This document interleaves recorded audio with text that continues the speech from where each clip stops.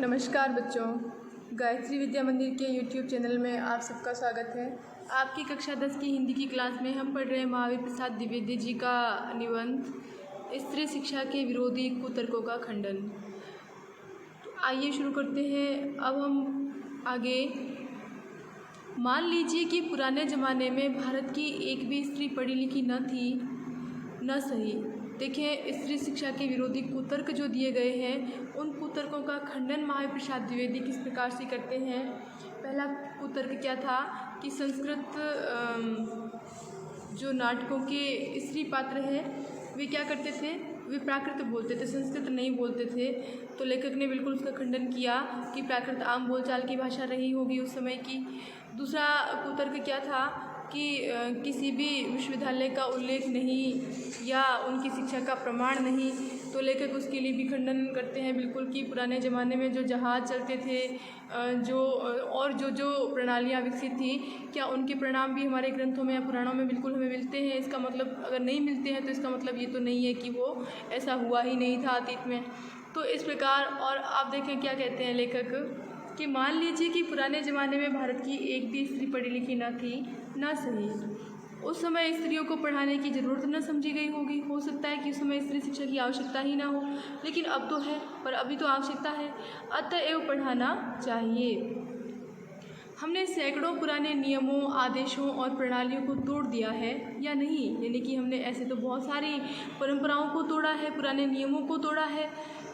तो चलिए स्त्रियों को अपढ़ रखने की इस पुरानी चाल को भी तोड़ दें। देखिए कितना सुंदर तर्क लेखक ने दिया है कि जिस प्रकार हमने अन्य पुराने नियमों, आदेशों और प्रणालियों को तोड़ा है या छोड़ा है, तो आज हम इस परंपरा को भी, इस पुरानी चाल को भी तोड़ दें। कौन सी?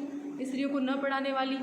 तो हमारी प्रार्थना तो यह है कि स्त्री शिक्षा के विपक्षियों को क्षण भर के लिए भी इस कल्पना को अपने मन में स्थान न देना चाहिए कि पुराने ज़माने में यहाँ की सारी स्त्रियाँ अपढ़ थी अथवा उन्हें पढ़ने की आज्ञा न थी। ऐसा विचार उन्हें अपने मन से निकाल देना चाहिए, ऐसा लेखक कहते हैं। जो लोग पुराणों में पढ़ी लिखी स्त्रियों के हवाले मांगते हैं, हवाले यानी प्रमाण मांगते हैं, उन्हें श्रीमद् भागवत दशम स्कंद के उत्तरार्ध का 53वां अध्याय पढ़ना चाहिए। उसमें रुक्मणी हरण की कथा है। रुक्मणी ने जो एक लंबा चौड़ा पत्र एकांत में लिखकर एक ब्राह्मण के हाथ श्री कृष्ण को भेजा था, वह तो प्राकृत में न था। उसके प्राकृत में होने का उल्लेख भागवत में तो नहीं। उसमें रुक्मणी ने जो पांडित्य दिखाया है, वह उसके अपढ़ और अल्पज्ञ यानी कि कम ज्ञानी होने अथवा गंवारपन का सूचक नहीं है। यानी कि उसने तो वहाँ उस पत्र में तो उसने बहुत पांडित्य दिखाया है, अपनी बुद्धिमत्ता का परिचय दिया है उसमें। पुराने ढंग के पक्के सनातन धर्मावलंबियों की दृष्टि में तो नाटकों की अपेक्षा भागवत का महत्व बहुत ही अधिक होना चाहिए। यानी कि भागवत तो नाटक का जो प्रमाण देते हैं कि स्त्रियों का वहाँ पर संस्कृत न बोलना इस बात का प्रमाण है कि स्त्रियाँ पढ़ी लिखी नहीं होती थी। तो लेखक कहते हैं कि संस्कृत नाटकों से तो हमारी संस्कृति में भागवत को अधिक महत्व दिया गया है। और उस भागवत में रुक्मणी जो है वो स्वयं अपने हाथों से बहुत लंबा चौड़ा पत्र श्री कृष्ण को लिख करके भेजती है, जिसमें उसकी बुद्धिमत्ता का प्रमाण मिलता है। हाँ, तो पुराने ढंग के पक्के सनातन धर्मावलंबियों की दृष्टि में तो नाटकों की अपेक्षा भागवत का महत्व बहुत ही अधिक होना चाहिए। इस दिशा में यदि उनमें से कोई यह कहे कि सभी प्राकालीन की प्राचीन समय की सभी स्त्रियां अपढ़ होती थी, तो उसकी बात पर विश्वास करने की आवश्यकता जरूरत नहीं। भागवत की बात यदि पुराणकार या कवि की कल्पना मानी जाए तो नाटकों की बात उससे भी गई बीती समझ जानी चाहिए। यानी कि यदि भागवत को लोग कवि कल्पना मानते हैं तो फिर संस्कृत नाटक तो उससे भी अधिक गए बीते हैं, लेकिन उनके समक्ष कुछ भी नहीं भागवत आदि पुराणों के समक्ष। तो स्त्रियों का किया हुआ अनर्थ कहने का मतलब ये है कि जब भागवत में रुक्मणी का ऐसा प्रमाण मिलता है कि उसने इतना लंबा चौड़ा पत्र लिख करके अपनी बुद्धिमत्ता का प्रमाण दिया है, तो फिर संस्कृत नाटकों का जो तर्क देते हैं कि संस्कृत नाटकों में स्त्रियों की भाषा संस्कृत नहीं थी, तो ये तर्क उसके आगे कहीं नहीं ठहरता, क्योंकि उस संस्कृत नाटकों से भी अधिक महत्वपूर्ण हमारे लिए भागवत आदि हमारे पवित्र ग्रंथ है। तो इस दशा में यानी कि कोई नहीं कह सकता कि उस समय स्त्रियाँ पढ़ी लिखी नहीं होती थी। तो यदि भागवत की बात यदि पुराणकार या कवि की कल्पना मानी जाए तो नाटकों की बात उससे भी गई बीती समझानी चाहिए। स्त्रियों का किया हुआ अनर्थ यदि पढ़ाने का ही परिणाम है, तो पुरुषों का किया हुआ अनर्थ भी उनकी विद्या और शिक्षा का ही परिणाम समझना चाहिए, क्योंकि पुरुष भी तो अनर्थ करते हैं। ऐसे नहीं कि स्त्रियाँ ही अनर्थ किया करती है। बम के जैसे पुरुषों के अनर्थ क्या है, यानी कि पुरुषों के द्वारा किए गए गलत कार्य, बम के गोले फेंकना, नर हत्या करना, डाके डालना, चोरियां करना, घूस लेना यानी रिश्वत लेना, ये सब यदि पढ़ने लिखने का ही परिणाम हो तो सारे कॉलेज, स्कूल और पाठशालाएँ बंद हो जानी चाहिए। यानी कि पुरुषों के द्वारा जो कुकृत्य किए जाते हैं, यदि वो सब शिक्षा का परिणाम है तो सारे विश्वविद्यालय, सारी पाठशालाएँ बंद हो जानी चाहिए। परंतु विक्षिप्त का आशय क्या है समझते हैं। विक्षिप्त यानी कि मानसिक रोगी, यानी कि जिसे हम पागल भी कह सकते हैं। विक्षिप्त यानी पागल, विक्षिप्तों, वात व्यथित का आशय होता है कुतर्की कहेंगे, यानी वात रोग से ग्रस्त कहेंगे, यानी जिसकी आदत हो दूसरों की निंदा अथवा बुराई करना। वात व्यथितों और ग्रहग्रस्त का आशय है कि जो कुग्रहों से ग्रसित है। कहने का आशय है कि जिसके ग्रह नक्षत्र खोटे हो, कहने का आशय यह। ग्रहग्रस्तों के सिवा ऐसी दलीलें पेश करने वाले बहुत ही कम मिलेंगे। यानी कि ऐसी दलीलें कौन पेश करते हैं? जो विक्षिप्त है, यानी जो मानसिक रोगी है, पागल है, जो वात व्यथित है यानी कि वात रोग से पीड़ित है, ग्रहग्रस्त है, जो ग्रह नक्षत्रों की जो दशा है वो उनकी सही नहीं, विपरीत चल रही है, ऐसे लोगों के अलावा इस प्रकार के तर्क कोई नहीं दे सकते। शकुंतला ने दुष्यंत को कटु वाक्य कहकर कौन सी अस्वाभाविकता दिखाई? शकुंतला ने यदि दुष्यंत को कटु वाक्य कहे तो स्वाभाविक है। क्या वह यह कहती कि आर्यपुत्र शाबाश, यानी कि दुष्यंत ने शकुंतला का परित्याग किया था तो शकुंतला उन्हें बुरा भला नहीं कहती तो क्या उन्हें शाबाशी देती? क्या ये कहती कि बड़ा अच्छा काम किया जो मेरे साथ गांधर्व विवाह करके मुकर गए, यानी कि प्रेम विवाह किया और फिर मुकर गए? नीति, न्याय, सदाचार और धर्म की अप्रत्यक्ष मूर्ति है, यानी कि व्यंग्यात्मक भाषा लेकर कहते हैं कि क्या वह शकुंतला इस प्रकार से कहती उसे, यानी कि उसने उनके साथ गलत किया और शकुंतला के साथ उसका त्याग किया, तो वो तो यही कहती ना, उसको डांटती, उसको कटु वाक्य सुनाती, वही तो स्वाभाविक था। वो तारीफ तो नहीं कर सकती, उसकी प्रशंसा तो नहीं कर सकती, वो ये तो नहीं कह सकती कि आप नीति, न्याय, सदाचार और धर्म की प्रत्यक्ष मूर्ति है, ये तो बिल्कुल नहीं कह सकती। पत्नी पर घोर से घोर अत्याचार करके जो उससे ऐसी आशा रखते हैं वे मनुष्य स्वभाव का किंचित भी ज्ञान नहीं रखते। मनुष्य स्वभाव यानी कि मनुष्य का स्वभाव क्या होना चाहिए, किसके प्रति किस समय में। सीता से अधिक साध्वी स्त्री नहीं सुनी गई, सीता से ज़्यादा साध्वी पवित्र कौन स्त्री सुनी है आपने? तो जिस कवि ने शकुंतला नाटक में अपमानित हुई शकुंतला से दुष्यंत के विषय में दुर्वाक्य कहाया है, उसी ने परित्यक्त होने पर, त्यागे जाने पर सीता से रामचंद्र के विषय में क्या कहा है सुनिए। यानी कि कालिदास की बात हो रही है यहाँ पे। कालिदास ने शकुंतला के मुँह से दुष्यंत कुमार को जो कटु वाक्य कहलाए गए उसके द्वारा, कालिदास के द्वारा, तो यहाँ सीता को जब राम ने छोड़ दिया था, उनका परित्याग किया था, तब सीता के मुख से भी उसी प्रकार के कटु वाक्य राम के लिए निकलवाए कि वाच्यस्त्वया मध्वचनात् स राजा वह्नि विशुद्धामति यत् समक्षम माँ लोकवाद श्रवणाद हासिः श्रुतस्य तत्क्विं सदृशम कुलस्य। क्या कहा है? लक्ष्मण से कहती है सीता कि हे लक्ष्मण, जरा उस राजा से कह देना। राजा कहा है उसने, आर्यपुत्र नहीं कहा, प्रियपति नहीं कहा, और क्या कहा है? सीधा राजा कह देना क्या है? ये राम का अपमान ही तो है। लक्ष्मण, जरा उस राजा से कह देना कि मैंने तो तुम्हारी आंख के सामने ही आग में कूदकर अपनी विशुद्धता साबित कर दी थी, उस पर भी लोगों के मुख से निकला मिथ्यावाद सुनकर ही तुमने मुझे छोड़ दिया।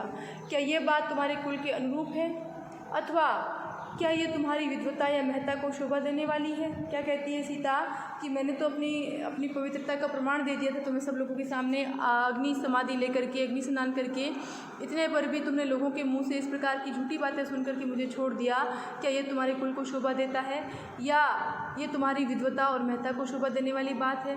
तो इस प्रकार ये भी कटु वाक्य है, सीता के द्वारा कहलाए गए हैं कालिदास के द्वारा। सीता का यह संदेश कटु नहीं तो क्या मीठा है। राजा मात्र कहकर उनके पास अपना संदेशा भेजा। यह उक्ति न किसी गंवार स्त्री की, यानी कि ये कथन जो है किसी गंवार स्त्री का नहीं, बल्कि महाब्रह्म ज्ञानी राजा जनक की लड़की और मनु आदि महर्षियों के धर्मशास्त्रों का ज्ञान रखने वाली रानी को। किसने कहा है? सीता को। नृपस्य वर्णाश्रम पालनम यत स एव धर्मो मनुना प्रणीत, यानी कि क्या सीता की धर्मशास्त्रीयता का ये प्रमाण वही आगे चलकर कुछ ही दूर पर कवि ने दिया है। सीता परित्याग के कारण वाल्मीकि के समान शांत नीतिज्ञ और क्षमाशील तपस्वी तक ने आस्त्येव मन्युर्भर्ताग्रजे में कह करके क्या कहा है, यानी कि इन्होंने राम जी पर क्रोध व्यक्त किया है, ऋषियों ने कहकर रामचंद्र पर क्रोध प्रकट किया है। अतएव शकुंतला की तरह अपने परित्याग को अन्याय समझने वाली सीता का रामचंद्र के विषय में कटु वाक्य कहना सर्वथा स्वाभाविक है। तो ये स्वाभाविक बात है, ये पढ़ने लिखने का परिणाम नहीं है, न ये पढ़ने लिखने का परिणाम है और न गंवारपन का और न अकुलीनता का, यानी कि अकुलीन यानी कि उच्च श्रेष्ठ से ना होना, अकुलीन अपवित्र। तो पढ़ने लिखने में स्वयं कोई ऐसी बात नहीं जिससे अनर्थ हो सके। लेखक क्या कहते हैं कि पढ़ने लिखने में ऐसी कोई बुराई नहीं जिससे अनर्थ हो सके पढ़ लिख करके। अनर्थ का बीज उसमें हरगिज नहीं, अनर्थ पुरुषों से भी होते हैं, अपढ़ों और पढ़े लिखे दोनों से, यानी कि अनर्थ तो किसी से भी हो सकते हैं, पुरुषों से भी हो सकते हैं, अनपढ़ों से और पढ़े लिखे दोनों से। अनर्थ दुराचार और पापाचार के कारण और ही होते हैं, और वे व्यक्ति विशेष का चाल चलन देकर जानने भी जा सकते हैं कि कौन व्यक्ति किस प्रकार के अनर्थ करता है, उसका चाल चलन, उसका व्यवहार देख करके पता लगाया जा सकते हैं। अतएव स्त्रियों को अवश्य पढ़ाना चाहिए। लेखक क्या तर्क देते हैं कि अनर्थ जो है वो तो पुरुषों से भी हो सकते हैं, यानी कि देखें लेखक ये प्रमाण देते हैं कि अनर्थ तो पुरुष भी कर सकते हैं, तो पुरुषों से भी अनर्थ हो सकते हैं। तो ऐसा नहीं कि केवल स्त्री शिक्षा का ही विरोध किया जाए।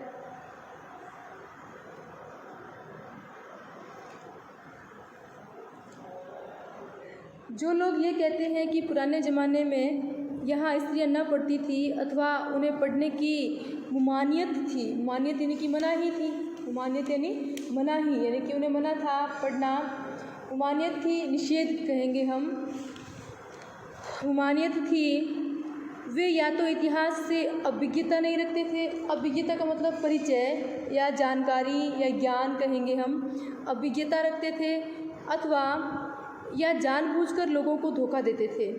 या तो जानकारी नहीं रखते हैं या फिर जानबूझ करके लोगों को धोखा देते हैं। समाज की दृष्टि में ऐसे लोग दंडनीय हैं, क्योंकि स्त्रियों को निरक्षर रखने का उपदेश देना समाज का अपकार और अपराध करना है। स्त्रियों को पढ़ाना लिखाना क्या है, यानी कि कहने का मतलब ये है कि स्त्रियों को यदि हम नहीं पढ़ाते हैं तो, और नहीं पढ़ाने का उपदेश देना समाज का क्या करना है, अपकार करना है, अपराध है, एक प्रकार का सामाजिक अपराध है, समाज के अपराधी बन जाते हैं। ऐसा कहने वाले लोग, स्त्री शिक्षा के विरोध स्वरूप उपदेश देने वाले लोग जो है वो सामाजिक अपराधी माने जाएंगे। समाज की उन्नति में बाधा डालना है एक प्रकार से, क्योंकि पढ़ी लिखी स्त्री ही एक घर, परिवार और समाज को विकसित कर सकती है।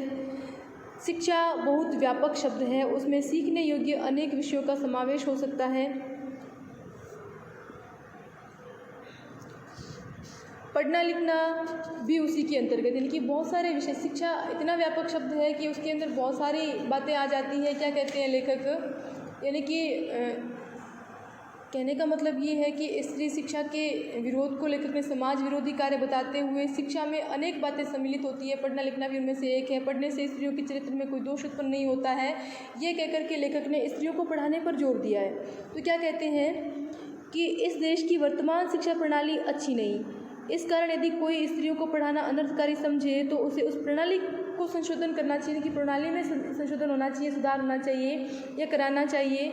खुद पढ़ने लिखने को दोष न देना चाहिए। लड़कों ही की शिक्षा प्रणाली कौन सी बड़ी अच्छी है, कहने का आशय ये कि जो लड़के पढ़ते हैं उनकी शिक्षा प्रणाली कौन सी अच्छी है। यदि शिक्षा प्रणाली को दोष दिया जाता है तो उसमें स्त्री शिक्षा को रोकने की नहीं बल्कि शिक्षा प्रणाली में संशोधन की आवश्यकता है, ऐसा लेखक कहते हैं। प्रणाली बुरी होने के कारण क्या किसी ने यह राय दी है कि सारे स्कूल और कॉलेज बंद कर दिए जाएं? आप खुशी से लड़कियों और स्त्रियों की शिक्षा की प्रणाली का संशोधन कीजिए। उन्हें क्या पढ़ाना चाहिए, कितना पढ़ाना चाहिए, किस तरह की शिक्षा देना चाहिए और कहाँ पर देना चाहिए, घर में या स्कूल में, इन सब बातों पर बहस कीजिए, विचार कीजिए, जी में आवे सो कीजिए, पर परमेश्वर के लिए यह न कहिए कि स्वयं पढ़ने लिखने में कोई दोष है, वह अनर्थकर है। क्या कहते हैं लेखक कि आप शिक्षा प्रणाली में संशोधन कीजिए या और कुछ भी जो भी करना है आप कीजिए, मन में आवे सो कीजिए, पर परमेश्वर के लिए, ईश्वर के लिए यह न कहिए कि स्वयं पढ़ने लिखने में कोई दोष है। क्यों? क्योंकि ये अनर्थकर है, वह अभिमान का उत्पादक है, इसे पुरुष में अभिमान का परिचय मिलता है, वह गृह सुख का नाश करने वाला है, ऐसा कहना सोनो आने मिथ्या है। मिथ्या यानी कि झूठ है, गलत है। क्या कहते हैं द्विवेदी जी कि शिक्षा में अनेकों बातें सम्मिलित है। शिक्षा शब्द का अर्थ बहुत व्यापक है। शिक्षा में सीखने के लायक बहुत सारे विषय होते हैं, पढ़ना लिखना उनमें से एक है और शिक्षा का यह एक अंग है। लेखक क्या स्वीकार करते हैं कि भारत की शिक्षा प्रणाली पूर्णतः दोषमुक्त नहीं है, यानी कि इसमें दोष है, अनेकों बुराइयां हैं। इसके कारण इसलिए शिक्षा को बुरा बताना ठीक नहीं, संशोधन होना चाहिए। आवश्यकता क्या है? शिक्षा पद्धति के दोषों को दूर करने की, न कि स्त्रियों को शिक्षा से वंचित करने की आवश्यकता है। तो स्त्रियों को पढ़ाना ठीक न मानने वालों को शिक्षा पद्धति के दोषों को दूर करना चाहिए या कराना चाहिए। तो पढ़ने लिखने को बुरा नहीं बताना चाहिए। लड़कों के लिए भी शिक्षा की अच्छी व्यवस्था नहीं है। यदि व्यवस्था दोषपूर्ण है तो इस कारण हम सभी स्कूल कॉलेज तो बंद नहीं कर सकते, उचित नहीं होगा ये। स्त्रियों की शिक्षा प्रणाली में सुधार करने पर लेखक को खुशी मिलेगी। लड़कियों की पढ़ाई के बारे में इन बातों पर विचार करना अनुचित नहीं है कि उनको क्या पढ़ाना है, कितना पढ़ाना है, कैसी शिक्षा देनी है, उनको घर पर पढ़ाना है या स्कूल में पढ़ाना है।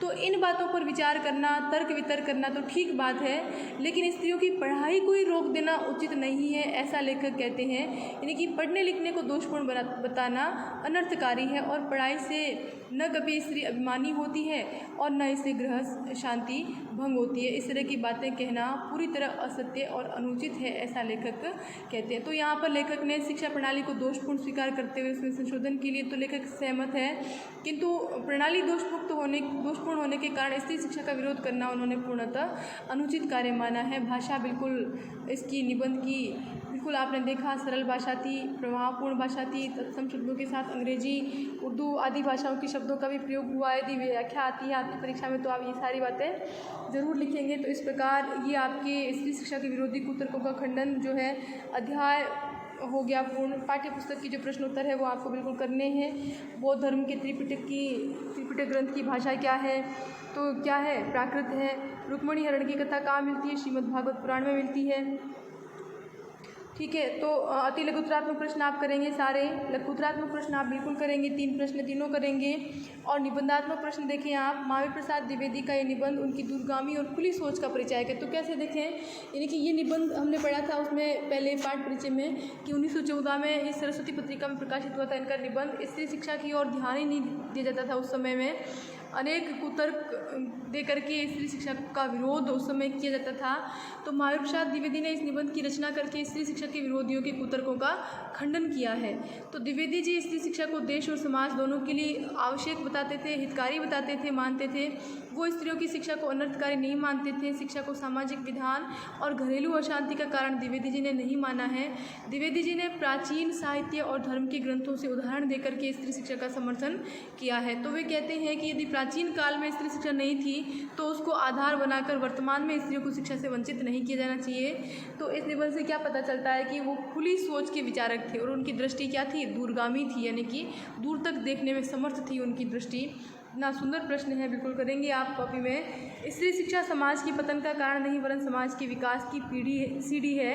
इस कथन के आलोक में स्त्री शिक्षा पर अपने विचार लिखिए। तो बिल्कुल ये भी आप प्रश्न करेंगे। बहुत सुंदर प्रश्न है कि समाज में केवल पुरुष ही नहीं होते हैं, स्त्रियां भी होती है। यदि समाज को आगे बढ़ाना है तो क्या करना होगा? तो उनको स्त्रियों को साथ लेकर चलना होगा, क्योंकि समाज में स्त्रियां संख्या में आधी होती है और उनको शिक्षा न देना मतलब आधे समाज को पिछड़ा हुआ बनाए रखने के समान है।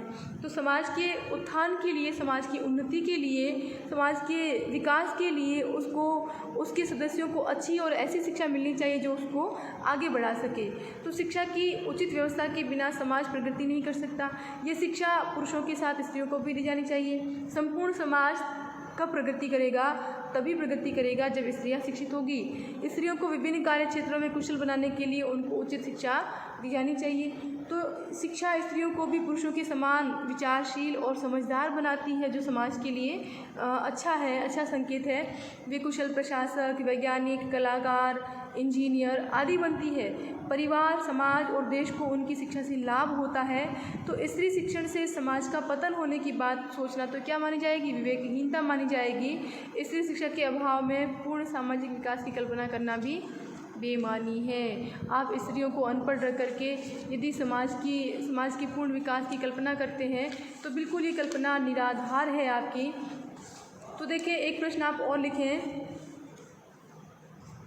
स्त्री शिक्षा की विरोधियों के कुतर्कों का खंडन द्विवेदी जी ने किस प्रकार किया है। बहुत सुंदर प्रश्न है, छोटा सा बिल्कुल। तो आप क्या लिखेंगे कि द्विवेदी जी ने प्रमाण सहित बताया है कि प्राचीन काल में भारत में स्त्रियां शिक्षित होती थी। संस्कृत के नाटकों में उनकी प्राकृत बोलने का कारण उनका अपढ़ होना नहीं था। प्राकृत में अनेक पुस्तकें रची गई थी, वह शिक्षित लोगों की भाषा थी। संस्कृत कुछ ही लोग समझते थे, अधिकांश जनता प्राकृत बोलती थी। इस कारण नाट्यशास्त्र के आचार्य ने स्त्रियों के लिए प्राकृत बोलने का नियम बनाया था। प्राचीन भारत में गार्गी, अनसुईया, मंडन मिश्र की पत्नी और अनेक विदुषी महिलाएं हुई है।